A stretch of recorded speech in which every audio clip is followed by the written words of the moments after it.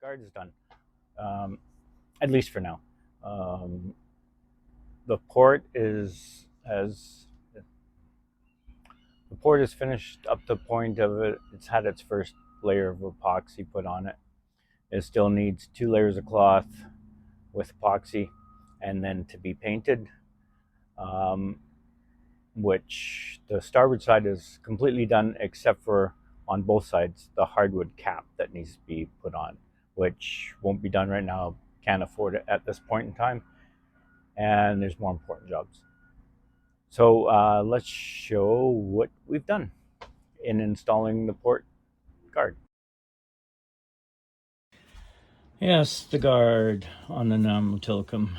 Here you can see stem to stern, both sides, usually 2 layers of 2x material laminated together. Here on the Nanaimo Tillicum, she's looking kind of old and beat up, hence needing to replace all the decks and fixing all the deck beams and the guard and the bulwarks and the whole shot, and a few other things.